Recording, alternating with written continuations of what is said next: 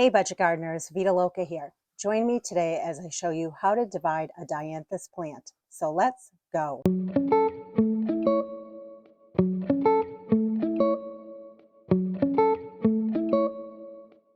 Did you know that many dianthus plants are perennial? Well, the one that we're going to divide today is definitely hardy in my zone, New Hampshire Zone 5B. I grew this plant from seed a few years ago using the winter sowing process.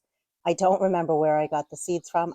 What I do know is I didn't buy the seeds. I collected them from somewhere and then I started them in milk jugs outdoors during the winter months. And I want more of this plant. And one of the easiest ways to propagate a plant for more plants is to divide it.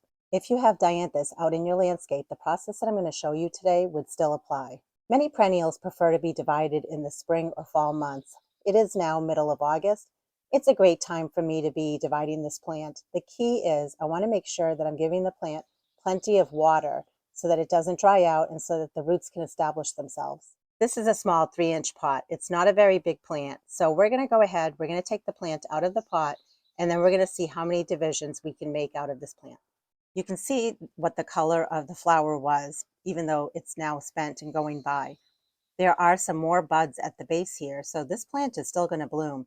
And I was very diligent about deadheading this plant so that it would keep blooming. But at this point, as soon as the blossoms go by, I'm actually not going to deadhead it anymore because I actually want it to go to seed. So I have 2 seed pods that are forming back here. And eventually, when all of these go by, they will create seed pods, which will have seeds in them as well. So let's go ahead and take the plant out of the pot. So what I'm doing now is just looking at the base of the plant to see how big the plant actually is. And upon investigation, I'm noticing it's not a very big plant. After all, it's a young plant. So the best thing to do, rather than use something like a hand pruning saw, is to go ahead and just try to divide it just by pulling it or tugging it apart.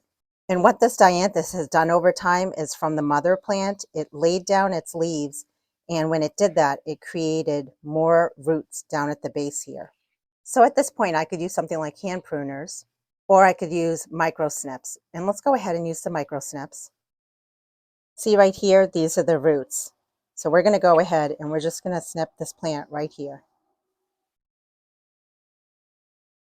And now we have, even though it's very small, we have one plant that will become larger next year. And we also have another one with very slight roots that will also become larger. I'm just going to remove all of the soil, or the best that I can. And I just want to see if there's any more divisions that we can take off of this plant.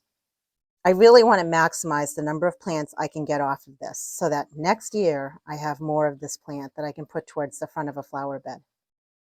Right here are more roots. I know it seems silly what I'm doing, but I really am trying to get the most amount of plants I can off of this mother plant. So I'm going to go ahead and snip this piece off from the main plant. And now you can see that now we have another plant with roots on it. And that's the key. You want to make sure that no matter how big your dianthus plant is, this is a very small one, that each division has some roots to it and some greenery up on top. And what's left here is good enough. I've taken a few divisions off of this plant, and we're going to go ahead and pot this one back up. Just make sure that the roots are in the soil. This would be true if you were taking your plant and putting it in the landscape, and then you just want to backfill the soil around it. And you want to make sure that you also are not covering the base or the crown of your plant, just the roots.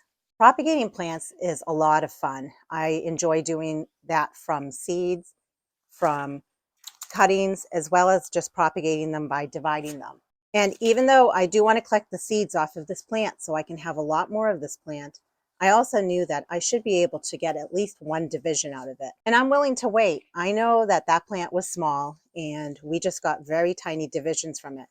But by next year, each of these plants will probably be the size of that original mother plant. I have a ton of dianthus in my yard. And since I have a lot of those colors, some of them are white, some of them are pink, it's a lot easier for me to not collect the seeds from them and just to divide them. And what I've learned with my dianthus is the more you divide them, the better off the plant is. And also, just like any other plant that you divide, it increases your stock in that plant, which is always a nice thing. It's basically free plants. When you divide a plant, that ensures you that you're going to get an identical or duplicate copy of what the mother plant looks like. Dividing plants also ensures a healthier plant. Most perennials should be divided every 3 to 5 years, and Dianthus in particular need that division, because if you don't divide them often, what happens is they start dying out towards the center of the plant. A lot of people that stop by my house or my plant nursery are often surprised that my Dianthus are perennial. Many of them are. So if you're not quite sure and you have a Dianthus plant that you just bought this year, definitely give it a try. Put it in your landscape, but make sure that you give it plenty of time to establish its roots before the winter months. There, we just turned one small Dianthus plant into 4 small Dianthus plants. By next year, they will be a much bigger plant, and then we can take those plants and divide from them again. And now the only thing I need to do with these plants is just make sure I keep watering them, just so that the plant stays hydrated and so that the roots can establish themselves. If you have any questions or comments, please drop them down in the comment section below. If you enjoyed this content, please hit the thumbs up button, because that tells YouTube to send this video out to other people who would also enjoy this type of content. And until the next video, make it a great day with gardening.